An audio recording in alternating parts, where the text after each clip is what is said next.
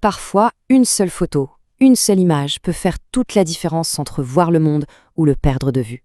Et pour des millions de personnes qui vivent avec le diabète, cette photo, c'est une image du fond de leur œil. Aujourd'hui, on va plonger au cœur d'une véritable course contre la montre, où l'intelligence artificielle est en première ligne pour interpréter ces images et, on l'espère, prévenir la cécité à une échelle mondiale. Regardez ce chiffre, 9,6 millions. C'est juste vertigineux. Ça représente le nombre de personnes qui vivaient avec la rétinopathie diabétique rien qu'aux États-Unis en 2021. Pour vous donner une idée, c'est plus que toute la population de la Suisse. C'est une épidémie silencieuse qui se propage littéralement à l'intérieur de nos yeux. Et l'enjeu, il est immense. On ne parle pas juste d'une vision qui devient un peu floue, non. On parle de la principale cause de cécité pour les gens en pleine force de l'âge, ceux qui travaillent. C'est une crise de santé publique majeure, avec des conséquences humaines et économiques absolument profondes. Bon alors, quelle est l'ampleur réelle du problème? Pour bien le saisir, il faut regarder au-delà des frontières et voir comment cette ombre, elle est en train de s'étendre sur le monde entier. Alors, la rétinopathie diabétique, de quoi parle-t-on exactement?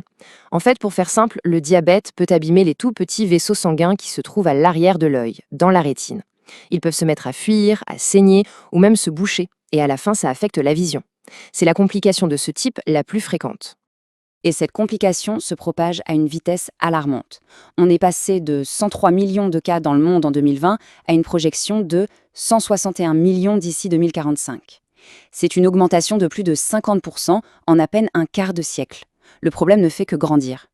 Mais ce qui est vraiment crucial, c'est de regarder où cette croissance explose. Le fardeau de la maladie est en train de se déplacer.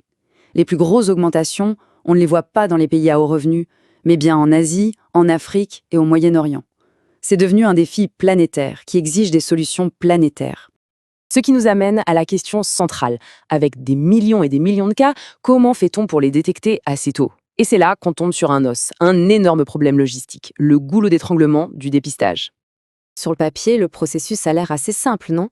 On prend une photo du fond de l'œil, un expert l'examine, et puis il décide de la suite. Facile, pourrait-on se dire. Mais en réalité, quand on essaye d'appliquer ce processus à des centaines de millions de personnes, le système s'effondre. Il y a beaucoup trop de patients et pas assez d'experts pour analyser toutes ces images. Surtout dans les zones rurales ou les pays à faibles ressources, où trouver un spécialiste relève du parcours du combattant. Bref, le modèle actuel, il est à bout de souffle. Mais et si on pouvait retirer l'expert humain de cette première analyse? C'est là que la technologie entre en scène, avec la promesse incroyable d'une intelligence artificielle pour l'œil. Imaginez un peu le truc, un logiciel qui regarde une photo de la rétine et qui donne un résultat, là, quasi instantanément, sans avoir besoin qu'un spécialiste soit physiquement présent. Une technologie comme ça pourrait complètement révolutionner le dépistage. C'est le fameux principe de l'apprentissage profond, ou deep learning. En gros, on nourrit un algorithme avec des milliers et des milliers d'images et on lui apprend à repérer les tout petits signes qui trahissent la maladie, comme des minuscules gonflements des vaisseaux. L'IA apprend à voir comme un spécialiste, mais avec la vitesse et la capacité de déploiement d'un ordinateur. Bon, en théorie, c'est la solution parfaite, mais la réalité du terrain, elle est souvent un peu plus compliquée. Pour voir comment cette belle technologie se comporte loin des laboratoires, on va faire un tour au Cameroun. C'est la question à 1 million. Est-ce qu'un algorithme, aussi brillant soit-il, peut gérer les imperfections du monde réel, loin des conditions parfaites d'un labo? Et voici le test grandeur nature. En 2020, des chercheurs au Cameroun ont utilisé un logiciel d'IA pour aider au dépistage de la rétinopathie chez 269 patients. C'était le moment de vérité, l'occasion de voir si l'IA était à la hauteur du défi. Et alors, les résultats, ils sont surprenants. D'un côté, on a une sensibilité excellente, 97%. Ça veut dire que l'IA a détecté quasiment tous les cas de maladie. Super. Mais de l'autre, regardez la spécificité, à peine 37,7%. Et ça, c'est un chiffre très bas. Mais alors, qu'est-ce que ça veut dire?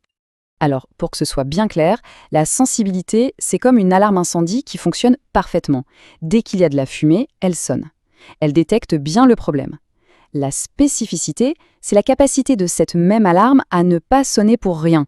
Par exemple, quand on fait juste griller une tartine. C'est sa capacité à dire « non, ici, il n'y a pas de problème ». Et donc, avec une spécificité aussi faible, l'IA sonnait l'alarme beaucoup trop souvent. Elle envoyait un grand nombre de personnes en parfaite santé faire des examens supplémentaires pour rien. Du coup, au lieu de résoudre le goulot d'étranglement, elle risquait d'en créer un autre en submergeant les quelques spécialistes disponibles avec de fausses alertes. Alors, est-ce que ça veut dire que l'IA est un échec? Loin de là. En fait, cette expérience nous apprend énormément et nous montre la voie vers un avenir plus intelligent pour la santé de nos yeux. La vraie leçon de cette étude, ce n'est pas que la technologie est mauvaise, c'est qu'un outil, même très intelligent, ne suffit pas. Il faut un système intelligent. L'IA, c'est une pièce maîtresse du puzzle, mais elle doit s'intégrer dans une stratégie bien plus large. La première partie de cette stratégie, c'est d'avoir de meilleurs outils. Par exemple, l'imagerie à ultra grand champ qui permet de voir une partie beaucoup plus grande de la rétine, y compris les bords où peuvent se cacher les premiers signes. Ou encore une autre technique, l'OCTA, qui nous donne une carte 3D hyper détaillée des vaisseaux sanguins sans aucune injection. Ensuite, il faut une science plus pointue. Les chercheurs sont en train de découvrir que le diabète n'attaque pas seulement les vaisseaux de l'œil, mais aussi les cellules nerveuses. Et cette neurodégénérescence, elle peut commencer bien avant que les problèmes de vaisseaux soient visibles. Ça change complètement notre façon de comprendre la maladie. Et évidemment, il faut de meilleurs traitements. L'avenir, c'est des thérapies qui durent plus longtemps, pour que les patients n'aient pas à subir des injections dans l'œil tous les mois. Il y a aussi des médicaments innovants qui ciblent 2 causes de la maladie en même temps. Et le rêve, le Graal, ce serait la thérapie génique, un seul traitement pour une protection à long terme. Et tout ça nous ramène à notre question finale. L'expérience du Cameroun nous montre que le défi technologique est aussi un défi humain, un défi de système.